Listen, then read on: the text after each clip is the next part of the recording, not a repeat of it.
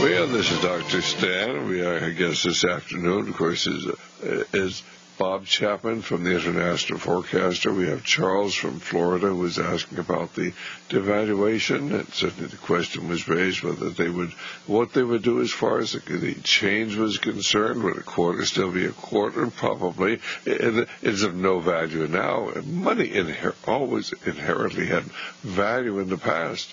Today, neither our paper currency or our coins have any value at all. They're simply a means of exchange, but they have no real inherent value, so they can make up a value for them, except right now, actually a penny is getting to be worth more than a penny. In other words, the metal in that penny is worth more than a penny. They'd like to do away with it, but they don't know how they could do that without the American people finding out about the scam.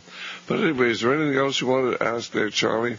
No, sir. I sure appreciate you answering my question. All right. God bless. And right now, of course, we'll go then to George, who's calling from Toronto. But before we take George's call, Bob, would you go ahead and get out your website and tell people how they can subscribe to the International Forecaster? Well, the forecast is about business, finance, economic, social, political issues all over the world. We publish by email on Wednesdays and Saturdays, runs around 40 pages each time. We have a hard copy that goes out twice a month for those who are not on the Internet. 3 ways you can get a copy free, either email or hard copy.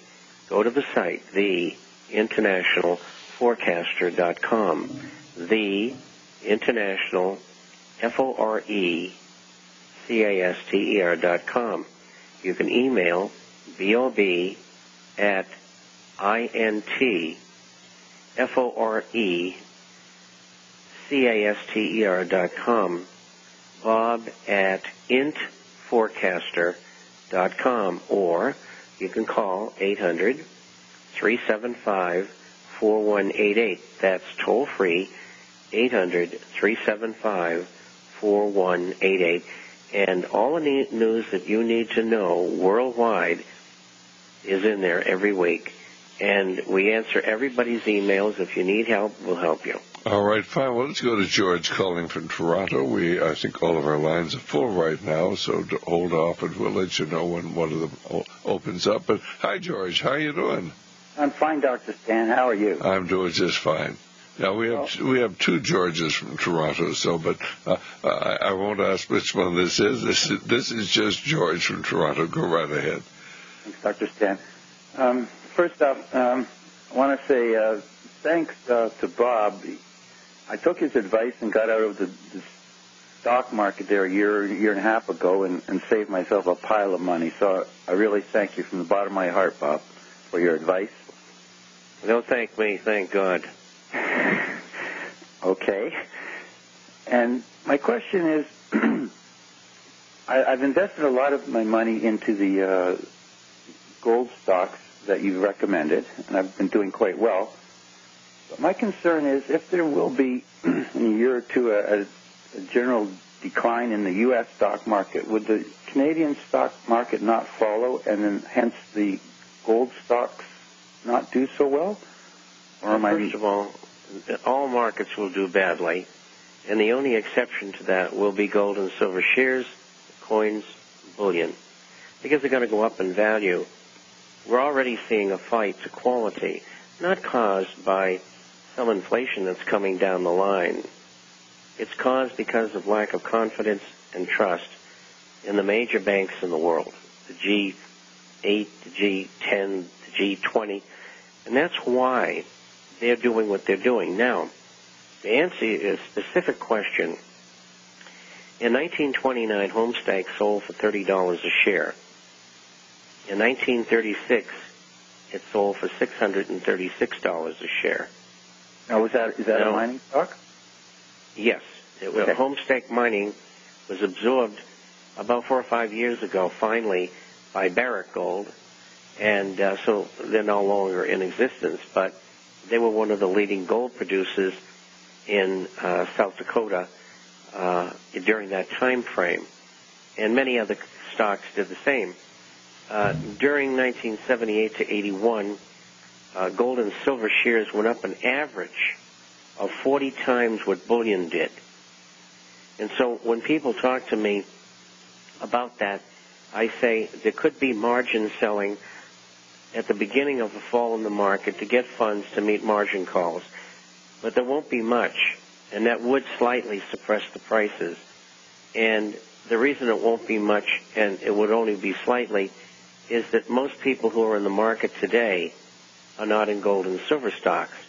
And this, unless they're like the Illuminati companies, Goldman, Morgan, HSBC, Citigroup, Barclays, George Soros, they're all short the gold stocks right now, big time. And they're going to have to cover sooner or later, because there's another side to that transaction. And so I don't see them owning many on the long side to sell. And so with that said, there will be some disruption in those shares at the beginning. But in finality, gold and silver related assets will be the only place to go to. Yes, you can buy bonds in stronger currencies such as the Canadian dollar or the Swiss franc, and they'll do fine. They'll probably appreciate 20 or 30 or 40% against the dollar. But they won't make the gains that will be made by the shares and the bullion and the coins. What length of time would it be for a turnaround for those gold stocks to rebound after initially being taken down a bit? I would say a week or 2 or 3. That's all, eh? That's all. George, This you is have a long-term bull market. You don't try to outthink it. You don't trade it. You don't look at charts except long-term charts because of the manipulation in the market. You go long and you stay long, and everybody has done well doing that. And a time will come, too, when the speculative stocks will really start taking off. And, you know, we had so many of them, and you've seen them quoted in the International Forecaster. There were about 40 of them that went from pennies to $300 and $400 and $500. And it will happen again. Just be patient. Thank you so much. And don't look at the market every day or you'll just be scared to death. Okay. That's right. God bless, George. Anything else you want to ask before we let you go? No, thanks again, guys. You're more than welcome. Okay, we'll go to Jimmy calling from Alabama, and our telephone number is 1-888-24-LIBERTY. Got a couple of lines open. 1-888-24-LIBERTY. Hi, Jimmy. How are you doing? Hey, Dr. Stan, how are you? No complaints at all. Have a question or comment? I have a question for Bob. Well, then don't be bashful. Just go ahead and ask it. Okay, Bob, I hadn't found Ron Kirby yet, and my question was, if gold was selling for, say, $1,500 an ounce, and they devalue the dollar, does that mean gold would then be selling for $500 an ounce?